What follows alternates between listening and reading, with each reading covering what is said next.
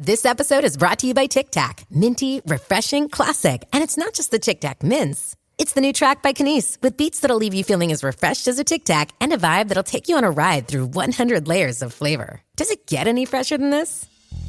Tic Tac, enjoy the bright side. That 100-layer joyride. Pop one, let's paint the town. Freshman flavors all around. Take a ride on a Tic Tac. Pick up a pack of Tic Tac mints today. The wrongs we must right. The fights we must win. The future we must secure together for our nation. This is what's in front of us. This determines what's next for all of us. We are Marines. We were made for this. When the lights go out, will the Greeks want their torch back? Answer me this, answer me this. There's Jubilee be a new gig for Aaron Barshak. Answer me this, answer me this. Helen and Ollie, answer me this. We've got a really easy question to start off this episode with, Ollie. It's from Rebecca from Manchester, who says, answer me this. Will you wish my boyfriend John a happy 30th birthday? No. It was on Sunday. No. So cruel. No one listening cares, do they, about John's birthday? Rebecca does. It's but like then we have a bigger audience than John and exactly. Rebecca. That's why we don't do birthday shatters, because it's not just about you. There's this thing that they do. Have you seen Live With on Channel 5? No. It's a daytime show. They have a different host every day. The day I saw it, it was Miley in Class hosting. They have this thing where they have a picture frame on the desk. Your child can be in the picture frame. I don't have a child. Exactly. So I don't have a child either. So I'm watching thinking, well, my cat can't be in the picture frame. So Why not? Why can't Coco be in the picture frame? When will there be equality for felines on daytime TV? And so you call up and you say, Bradley's going to be 4 years old. Can he be in the photo frame today, please, Mylene? And then Mylene says, it's Bradley's 4th birthday. Here's a picture of Bradley. Ah. And the whole audience goes, ah. And then they all clap. And everyone at home is just thinking, so fucking what? And then after that... they're not. I bet there are people going, oh, Bradley's cute. I'll steal him if I see him at the supermarket. Yeah, okay, maybe it's for crazy, deranged elderly women. Well, like a lot of daytime television. Yeah. The thing that I just find weird is Bradley's not watching. He's 4 years old. The next item's going to be how to cook after the menopause. Bradley He's not might interested. be watching. He might think, what am I going to do when I go through the male menopause? How will I feed myself? Anyway, yeah, whatever. Happy birthday, John. Although we are asked a lot, we have a policy of not doing a shout-out unless it is accompanied with a question that we wish to answer. And in this case, it is, because Rebecca says, I bought John the Answer Me This book and the first 10 episodes for his birthday present. Oh, well, my attitude to you has changed entirely. Cha-ching! Thank you very much. Yeah, although maybe you'd have been better to start on episode 30. She says, I put the downloaded MP3s on a CD. Very creative. Designed a cover. Very creative. And went to a photography store to have it printed. Now that's just ridiculous. Why couldn't you just print it at home or just do something with pencil and pen? When I got home, I discovered that I had been given someone else's photos. This got me thinking. Ollie, answer me this. What is the strangest thing you've ever received by mistake? And did you keep it? Every year I get sent a round-robin letter at Christmas. Oh, lucky. From a family in Canada who I've never met before and who are obviously intending the recipient to be someone else. What, someone who lived in your flat before you? Yeah, but not the guy that I bought the flat from that I have a forwarding address for. Oh, so they could have been doing this for 30 years. Yeah. And I know, listeners, that what I should do is write to the address in Canada, although that would cost me money. Exactly expensive. Write to the address in Canada and say Elizabeth Peters, or whoever it's addressed to, doesn't live here anymore. She's dead! So, like, oh no! she found your round robin so boring she jumped off the nearest skyscraper.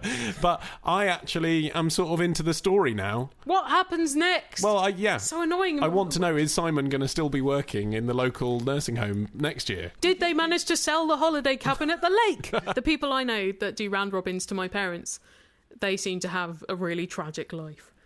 But the tonal shifts are incredible, because it'd be like, unfortunately, Robert's leukemia has returned. But we had a wonderful holiday in France at the same old place. Yeah. My tapestry hobby is really going great guns. I have not recovered from my depression, though. The best example I've heard of this kind of thing, actually, someone being given something that they weren't expecting. Presumably wasn't intended for them either. Yeah, one of our listeners told us that their husband or partner, or whoever it was, got them a classic edition of a novel they liked from an antique store.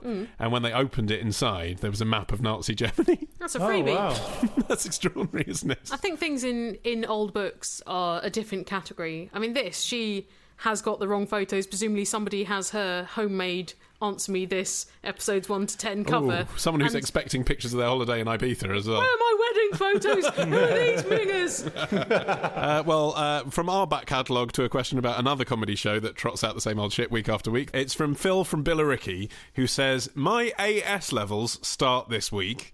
I am so glad I'm not at school, by the way. Just want to put that in there. And I've developed sinusitis, a throat infection, and conjunctivitis. Show off. As a result, I've been in bed, says Phil, watching back-to-back Keeping Up Appearances on Netflix, rather than revising as much as I usually would. Are you trying not to get better? Netflix don't really push Keeping Up Appearances, do they, in their campaign literature? There's a lot of photos of Russell Crowe, there's a lot of photos of Johnny Depp on the tube. I haven't seen one of Patricia Routledge. Phil says, Helen, answer me this. How the hell did the makers of Keeping Up Appearances stretch it to 44 episodes? Every single one is a slight reorder of the previous one. Just like life. The format is always the same. Like on the Today programme on Radio 4. Don't get me wrong, I love Keeping Up Appearances. I just can't understand how the BBC thought it was more worthwhile producing 5 series of that show than just rerunning it. Well, they would have gone longer, actually, except Patricia Routledge didn't want to do any more. Yeah, she thought she'd be known forever as Hyacinth Bouquet, which she has been. Although, in my mind's eye, the set is that of Keeping Up Appearances. She is doing Alan Bennett monologues. So those two things are conflated.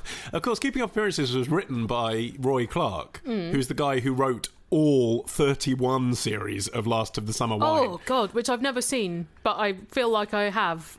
It's a cliche, and I'm not the first to say it, but it's true that every time you see 5 minutes of Last of the Summer Wine, it is Compo in a tin bath on a hill. It's almost like one of those Greek myths where someone does something bad, so they're condemned to be pecked to death by birds forever. Yeah. Like, they never die of it, but they're always being pecked to death. Are you comparing Compo to Prometheus?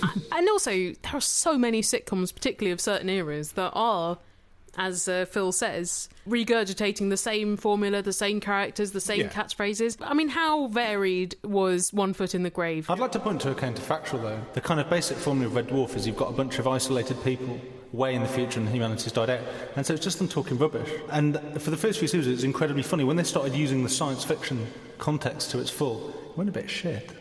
Well, I wonder if that's because at the end of the day, what the English like their sitcoms to be about really is people's aspirations getting crushed and the class system.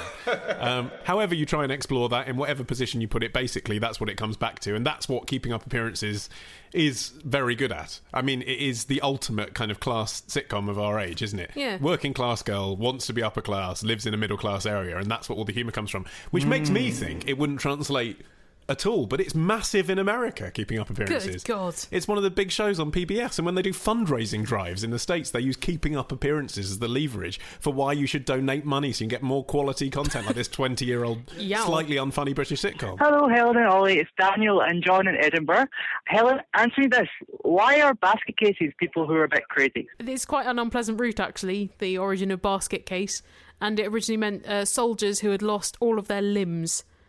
And therefore had to be carried in a basket. Yeah, except they apparently never were carried in baskets. It was just that was the handy reference for a multiple amputee. Yeah. And then it kind of, I suppose, to mean people who were incapacitated by mental disorders as well as physical, which I guess could count for a lot of soldiers. Yeah. So is a shell shock. Post-traumatic stress disorder is ruinous. Yeah, that makes perfect sense. Yeah. And not funny, but very interesting. It's all a bit endgame, isn't it? Here's a question from Anish in Munich, who says, I'm currently on a work secondment in Munich, which, as I'm sure you know, is a big beer-drinking town. Yes, even my limited knowledge of geography has stretched that far.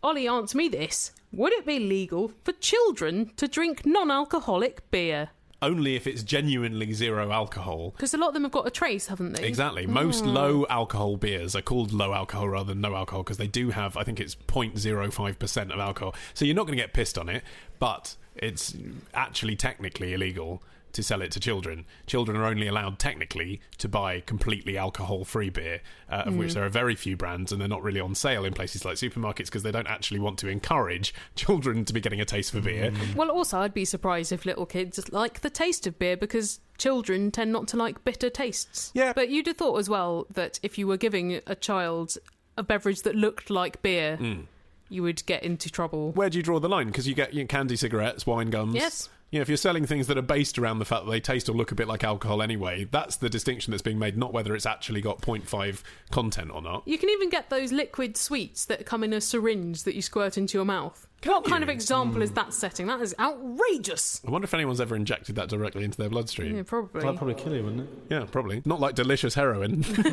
I've got a question. Email your question to answer me this podcast at googlemail.com. To answer me this podcast at googlemail.com. To answer me this podcast at googlemail.com. To answer me this podcast at googlemail.com. Hey, I'm Ryan Reynolds. Recently, I asked Mint Mobile's legal team if big wireless companies are allowed to raise prices due to inflation. They said yes. And then when I asked if raising prices technically violates those onerous 2-year contracts, they said, "What the f*** are you talking about, you insane Hollywood ass?" So to recap, we're cutting the price of Mint Unlimited from $30 a month to just $15 a month. Give it a try at mintmobile.com/switch. $45 upfront payment equivalent to $15 per month. New customers on first 3-month plan only. Taxes and fees extra. Speed slower above 40 gigabytes. See details. Here's a question from Anna Lotta from Malmo in Sweden, who says, Helen, answer me this. Why do people always bring grapes to the hospital in British films and TV? Because the grapes have been in a very bad accident and they need surgery. Yeah. No? It's shorthand, that, isn't it? What, for I'm visiting a sick person, they're a sick person? Exactly. Invalid. It's like if you have a dinner party scene, someone turns up with a bottle of wine in their hand, you know that means I'm going to a dinner party. You know that the wine isn't a crucial plot point, it's just a prop. Grapes are very common hospital food, aren't they? Why is that? I suppose because A, they're full of vitamins, B, they're very soft, easy for an invalid to ingest. That's what I always thought. C, very easy to swallow because they're just water. But there is also another reason why grapes as a gift for the sick is such a common trope, because there was a famous cranky health method called the grape cure, which my father used to do, in fact, because he loves cranky health things that have very scanty scientific basis. This was popularised by Joanna Brandt, who was a naturopath from South Africa, and she believed that grapes essentially cured everything. So if you had a tumour, they would melt it away, they would knit your broken bones, they would solve all your gastric troubles. So, of course, my dad believed this for about 6 weeks until he got sick of grapes and his teeth started getting rotted away by the acid. So I think once that idea had taken hold, it took quite a long time for anti-propaganda to exist about the grape cure. I wonder, though, if there are circumstances under which you're not allowed to bring grapes, because presumably there are wards where you can't bring any food at all. Actually, bringing quite a lot of things is frowned upon in hospitals. My mum was in hospital for a lot of last summer, and you're not allowed to bring flowers. There's a blanket ban on flowers. They get in the way. There's very, very little space, very few flat surfaces. They're moving the patients around from room to room quite a lot as well. I think that's a shame that you can't have a little bit of ornamentation in your hospital room if you're going to be there for weeks and weeks and weeks. I know, but nurses are already very overstretched, and them changing flower water is a job too far. Well, if they're changing bedpans, flower water would seem like a relatively nice... Well, why not combine the two jobs? Get the patient to pee straight into the flower vase. Well, I can think of several reasons why not. So can I think we all can. Well, as if nurses didn't have enough to worry about, here's this question from Nick from Colorado, who says, Ollie, answer me this. Why do nurses make such regular appearances in the fantasies of straight men? I'm not sure where I got wind of this fact, as I don't watch heterosexual pornography, but there seems to be a consensus that fucking nurses is desirable. Nurses are people who help you shit and deal with the sick and the dying, and are probably covered in a thin layer of awful at all times. This surely kills my boner. Well, yeah, but it's a fantasy, isn't it? It's not about real nurses, really. Pornography tends not to be that accurate about the minutiae of life and jobs. It's not a fly-on-the-wall documentary. No, although, interestingly, of course, in this age of user-generated pornography 2.0, there probably is real-life nurse porn out there somewhere. Because people are filming themselves at it anyway, aren't they, in all kinds of walks of life. So probably there is, but that's not what he's talking about. He's talking about the sexy nurse stereotype. Yeah. It's Madonna whore complex, basically, isn't it? Right. Here's a woman who's going to look after you, but you can also have her. She wants it, really, but also she's going to help you. She'll wipe your bum, she'll wank you off. Exactly, it's lazy, isn't it? Yeah. It's men who want a fantasy of a woman who's just going to do it for them. They don't really have to try because she's there anyway. And I suppose, as well, the nurses are very familiar with every horrible facet of the human body, so maybe people think this means no matter what disgusting sexual practice I right. introduce to her, she's going to be okay with it. My because weird foreskin isn't going to turn her off. It's not like when she has to give old people sponge baths on their testicles. It's also a very easy story to convert into a fantasy, isn't it? You know, you're sort of lying in bed already. There's a pretty lady leaning over you to take your temperature, so there's boobs involved. Theory, do you think it also stems from children having formative sexual experiences when they're playing doctor and nurse? Yes, or at the hands of nanny, if you're talking about sort of Prince Charles that is type possible. man. I think maybe it comes out of the First World War, where you had men coming back from France and trenches who hadn't seen women for months and months and months, who then suddenly, women had been liberated and were allowed to have jobs and they were all nurses. Suddenly there were loads of women. They weren't all nurses. No, but okay, I'll rephrase that. All of the nurses were women. Where's all the governess porn? But you see what I mean? Like, suddenly they were in the hands of these pretty and glamorous women who came from all different classes of pretty and society. glamorous. They've got a very unglamorous No, but as a job. fantasy, like, obviously not all women are pretty and glamorous, but if you're talking about fantasy roles, which this is, I can see how the nurse then became someone who got a little bit sexualised. Such a stupid fantasy. I mean, nurses I have great admiration for their wonderful work, but as I said before, they have enough to worry about. Leave them alone. And I bet they have to slap away a lot of wandering hands as well in the course of their work. When I was a medical physicist, I worked with a lot of nurses, and I did not want to touch any of their bums. What do you want? A certificate? Yeah, I want my medal. He's got a sub-question as well. He says, Ollie, what is the most commonly used profession that pornographers have portrayed? My guess would be a delivery man. Pizza. Yeah, well, it's certainly not. Pizza, yeah. Yeah, hello, dear. I've covered myself in cheese and pepperoni. Stick it in. Mozzarella balls. It's certainly not coal miner, is it? Let's put it that way. I think there are certain professions. Diplomat. There are certain, well, actually, I mean, ones where you're in a position of power that can be abused. So, for example, you're the boss for the male role. That's often quite common. Teacher, professor, Teacher, cop, schoolgirl. Exactly. Is schoolgirl counting as a profession? For the women, yes, exactly. The people who be in that situation. So, secretary. Does that count, though? That's not a job. Oh, it is a job for some. It's not a job you'd put on your passport, is it? That's all I'm saying. Well, I wouldn't, because it would be deceitful. Yeah. It's not my job. Taxi driver, maybe. Really? Well, because like Travis Bickle. But there's a lot of Or porn. Andy Kaufman.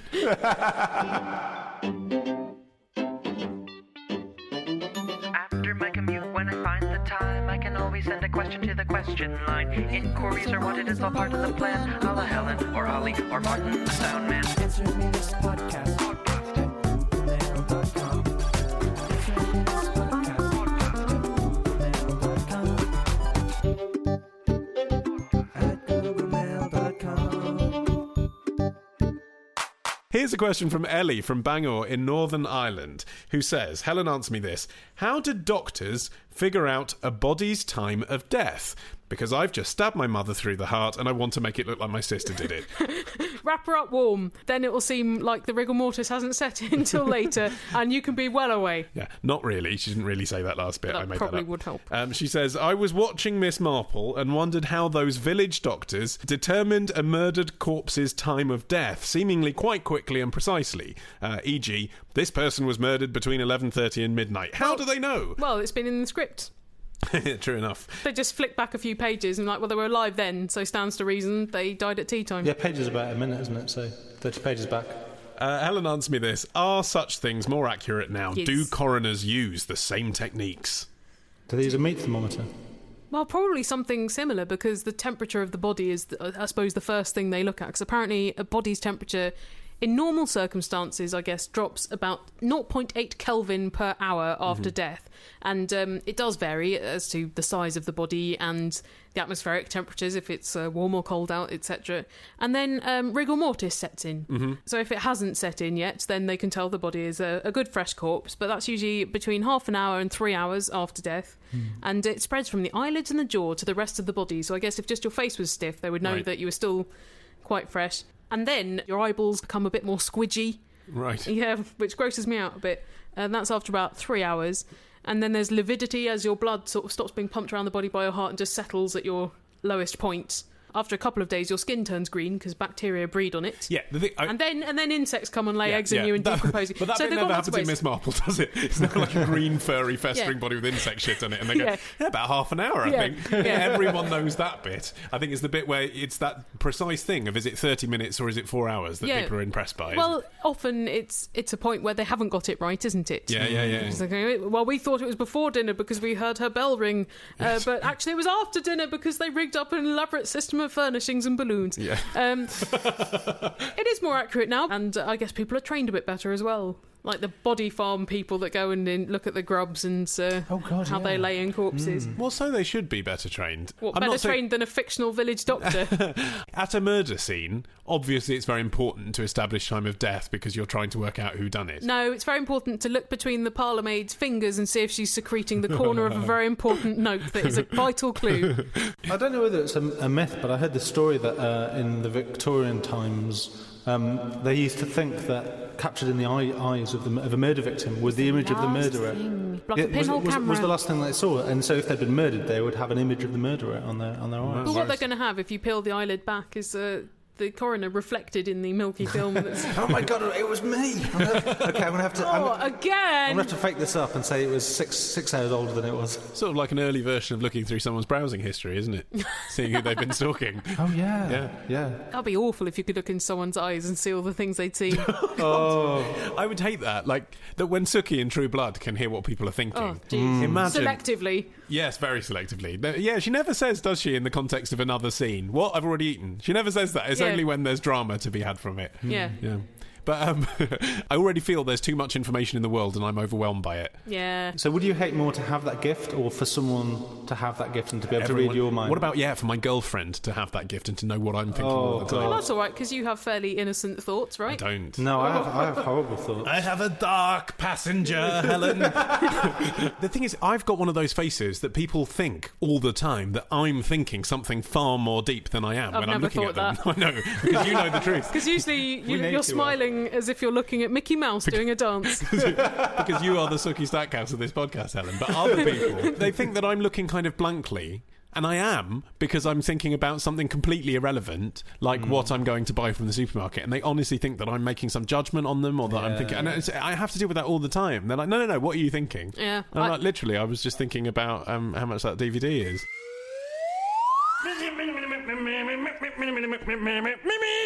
Hello, I'm Pennywise the Clown from Stephen King's It. When not abusing children or turning into a giant spider, I like to sit in my sewer listening to AnswerMeThisPodcast.com. Are you ready for a story, Helen? Yeah, always. Once upon a time, there's a little boy called Oliver, and he lived in northwest London. Why are all stories about you? Why are you doing it in John Monson's voice? And I just found him fascinating. He'd killed 14 people and did not show any remorse. And he said to me, you can have any Disney character for breakfast you want. Anyway, yes. And he used to be read bedtime stories. Really? But he never, did he? Yes. But he never used to be read The Elves and the Shoemaker. What a deprived background he had. That story. Tell us the story, Martin, in Précy. I think it was a shoemaker. Yes, that's right. That clue's in the title. I think we can guess there's some elves in it as well. He had a big commission from the king, Nike, the king of Jones the bootmaker, Prussia, and he couldn't possibly get all the shoes done the next day. And if he didn't, the king of Prussia was going to chop his head off. Okay. So he worked and worked and worked, and he fell asleep. He had all of the shoe bits laid out, but he hadn't had a chance to actually put them together. And when he woke up, all the shoes were made. Right. And this happened a couple of nights in a row. And one night he pretended to go to sleep, but kept his eyes a bit open. Yeah. And it was all these little elves making shoes. But the really nice thing is, so one night, rather than leaving out the shoes for the king or whatever, because he didn't have a job from the king at this point, he made tiny shoes for the elves. So they snuck in thinking they were going to have to make some shoes, and they got some pairs of shoes. Oh, well, thank you for that, Martin. That was beautiful. I'm ready for bed now. It's not quite the version that we've read online. Oh, was that not what happened? Well, nearly. Well, it's close enough. Was it the king of Prussia? No, nothing about kings. No royals. Right. The shoemaker was pretty much flat broke. He only had enough leather for one pair of shoes. So very different shoemaker to your shoemaker that's living off royal commission. Super successful. Your shoemaker works with fucking Peter Jones or something. Yeah. This one, he cut out the one pair of shoes and then, dejected, went off to bed contemplating the suicide pact he and his wife were going to make on the morrow. When he got up in the morning, the shoes were made exquisitely. Yes. And someone came in and bought them for more than the asking price. Oh, so he could afford more leather. Then he could afford more leather, so he cut 2 pairs of shoes and left them out rather presumptuously, and that night found the shoes to be made again. And so after that, business started to boom. Yeah, a bit like in Little Shop of Horrors, isn't it? Yeah. What is that strange and beautiful plant? I'll take 2. Is that? Yeah, and then only after ages, he and his wife thought, who is doing these shoes? That's the thing that I found unconvincing. Whose labour are we relying on? After about 10 days, seemingly, they're like, You know what? We should probably work out who's doing this. You should have been thinking that on day one. So they peer, and these naked elves arrive, make the shoes, and then piss off. So, as you say, Martin, they think, well, we should do something nice for the elves, and they make them some tiny clothes and some tiny shoes, even though the elves have proven themselves really capable of making shoes. So, I mean, if they wanted some, they could have made them. And then the elves come and take the clothes, and then they're never seen again. But the shoemaker's all right. Okay, good. Even though he's become a slacker who doesn't make his own shoes anymore. Why are we talking about this again? We're all up to idea. speed. Okay, right. Everyone now knows the plot. Two different plot versions of the elves and the shoemaker. Essentially the same, right? Basically the same. Yeah. Well, we're mentioning this, Helen, because we've got a question from Andy in Blackheath about the elves and the shoemaker. Well, I should hope it is about that. Otherwise, this diversion is completely unreasonable. This is just turned into story time. Oh, this is one of those whimsical podcasts where we just talk about whatever's on our minds. Andy in Blackheath says, I was recently reading the story of the elves and the shoemaker to my daughter as her bedtime book. Did it include the King of Prussia, Andy? That's the big issue. When I finished it, I started to think about the moral of the story. Very important. That's right. They're very keen on morals in fairy stories, aren't they? Well, otherwise, what are they for? Fun? I don't think so. Anyway, Andy has 2 suggestions for what the moral of the elves and the shoemaker may be. I'm keen to hear them. Okay, option number 1. Don't give your best workers a big bonus in one go, as they'll piss off and not come back. It's not really a bonus, though, is it? It's sort of a payment for them having made the shoes for so long. So, in fact, it's don't pay your workers or you'll lose them. Yeah. It's a kind of anti-trade union movement story. I disagree. What's his other choice? Yeah, okay. His second option for the moral of the elves and the shoemaker is don't do any work yourself and use child labour. To do everything for you, as it's cheap, and in the end, when you've made loads of money, you only have to pay them back with tiny little clothes. There's a clear moral to this story. What? Go on. Work for the King of Prussia. No. The moral to the story You'll be a millionaire. When things are really terrible and you're in really dire straits, people will step in to help you. No, they won't. But that's what happened. That's exactly what happened. Yeah, but and if they do that, you have to reward them and not be a selfish bastard and make them tiny shoes. But you see, the usual moral in the fairy tale is that the elves would have seen the shoemaker, even when he was down to his last penny, give away an exquisite pair of shoes to an elderly lady who needed them. Go, don't worry, don't pay me for them. It's fine. The elves would have gone, let's help him with our supernatural shoemaking ability that we've been saving for this moment. There's nothing in this story to suggest that the shoemaker is particularly deserving of help. He clearly can't run a business to have been in this position. Yes. He's lazy. He might have just fallen on hard times. Everyone always needs shoes, Martin. The version of the fairy story that I read online, I mean, it'd obviously be translated from the German, so some of it was just slightly bad English or arcane English. I am not believing in it. That kind of thing. But some of it was clearly emphasising the fact that he was an honest businessman and that he was a good-hearted man and all this. And I do think what you say is true to an extent, Martin. I think it is basically if you're a good person, then good things will happen to you, whether it's elves or whether it's karma or whether it's God. But it has that very important message that you can't just take that for granted. If someone helps you, you should help them in return. Yeah, then the elves piss off. Why don't the elves at least say thank you? Because the elves have already done days and days and days of free labour. They saved his business. We don't even know if they're getting shares. Yeah, but exactly. Why don't they negotiate a deal with him? Is this becoming some metaphor for the Facebook IPO? It's more like American Apparel, isn't it? And then they got one of the fittest elf to work in the shop front, wearing just a pair of leggings and a crop top. The thing with morals in fairy stories is I actually do quite like it when it's a bit ambiguous like this, because the child is perfectly happy to accept it without the moral, frankly, and the adult reading the story then does have this conversation and think, okay, what is this trying to teach us? And sometimes it's obvious and sometimes it's not, but it's better than... I remember I had a book of Aesop's Fables when I was a kid. I don't know if all books of Aesop's Fables are like this, but the one I had literally at the end of every fable said moral, slow and steady wins the race. You're like, I could at least put some fun into it. At least they turn to page 61 for the moral and you have to guess when you got it right. Don't give foxes any grapes. Exactly. But if you look at a lot of these stories, then the morals are very confusing and not that nice. Like Cinderella, sure, she's nicer than her sisters, but she's being married off to somebody who doesn't know her. Probably not going to have a great life with him. It's just a different life. That's probably to the bad one at home. To being a trial lady, isn't it? Though I don't know. Is it? I mean, in Downton Abbey, who's happier, upstairs or downstairs? Well, okay, but you're delving a bit deep here because it's her aspiration to marry Prince Charming. The shoemaker just wants to make shoes. Yeah, he hasn't really stopped to think what's more important in life. I mean, maybe the elves should have let his business go under and he could have reassessed. Yeah, he could have done something he really loved. Yeah, if anything, all that's happened, they prolong the agony here. The trouble is that he's now stuck in a successful business. I mean, I suppose he could sell it. I wonder if there were jobs that those elves just didn't go and help out with.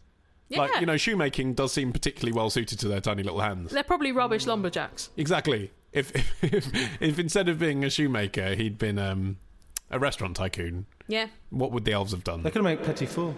Yeah. You know, the elves would be perfect for property development if the property is dolls' houses.